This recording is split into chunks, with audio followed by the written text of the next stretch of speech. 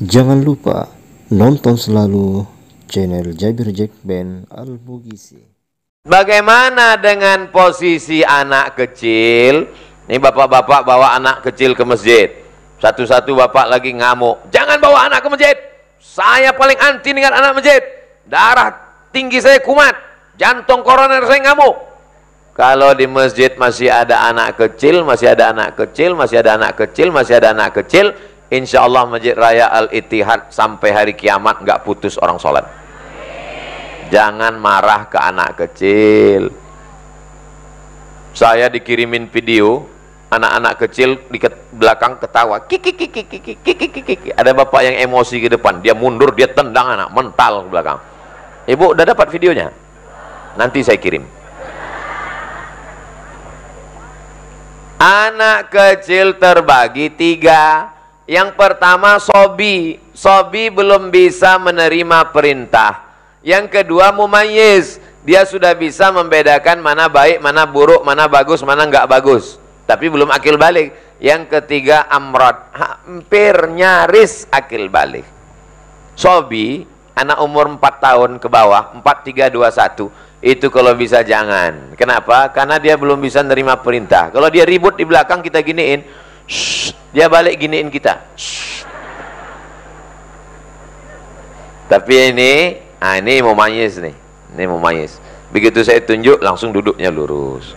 Begitu saya tunjuk, yang mumayyiz nih bisa. Diam ya nak ya, nanti jangan gerak ya. Ya.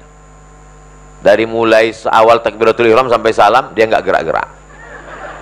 Nah ditanya kawannya, ente kok nggak ruku, nggak sujud? Kata papa jangan gerak. Tapi dia udah bisa menerima perintah, tapi belum akil balik. Aslinya anak-anak itu tidak memutus shaf. Anak-anak jangan diletakkan di shaf orang dewasa. Anak-anak ini mutus shaf. Anak-anak tidak memutus shaf. Lalu kenapa anak-anak di Indonesia tidak dibolehkan di pada shaf orang dewasa? Dua sebab. Yang pertama, karena anak di Indonesia belum khitan. Ujung senapan angin belum dipotong. Beda sama anak saya, Sami khitan umur 8 hari. Di khitan. Kenapa Ustadz cepat khitan? Karena saya bintang iklan sunatron. Nah, ada orang Riau pakar sunat di Malaysia. Masa orang Malaysia terus yang dapat? Akhirnya dia pulang. Nama programnya sunatron. Saya diangkat jadi bintang iklannya. Bapak dan Ibu, Anda mau khitan? Daftarkan segera anak dan suami Anda. Tidak perlu pakai perban, tidak dijahit, tidak pakai kain, langsung pakai celana. Khitan pagi, sore bisa akad nikah. Pakailah sunatron. Berikut ini sunatron. 99 anak akan dikhitan. Pemotongan pertama dimulai oleh Al-Mukarram Ustadz Abdul Somad. Saya diperintahkan nyunat, saya nggak berani. Terus terang, kalau nyembelih sapi saya berani. Tapi untuk nyunat, khawatirnya salah potong karena grogi, habis. Hilang masa depan dia. Jadi anak saya dikhitan, ternyata bagus khitan pakai sunatron. Anda ingin mengkhitan anak Anda menggunakan sunatron? Hubungi nomor kontak berikut ini. Oh, Ustaz endorse dapat persenan ya? Sampai sekarang belum dapat. Hanya untuk memudahkan anak umat Islam. Karena kalau belum dipotong, di balik kulit itu kulfah. Nama kulitnya kulfah, itu ada najis yang tersimpan. Yang kedua, kenapa anak-anak di Indonesia itu dikatakan memutus shaf? Karena anak-anak di tempat kita kadang belum belajar sholat fikih toharoh yang benar.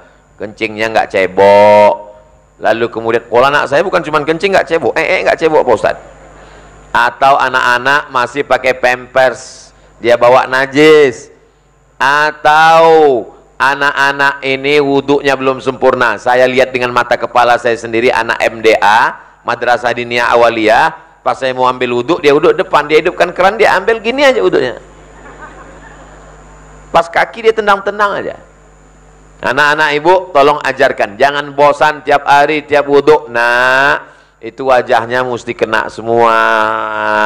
Itu wajahnya digosok, tangannya sampai siku, Telinganya ini bagian dalam, ini bagian luar, dibasahin dulu pakai keran, habis itu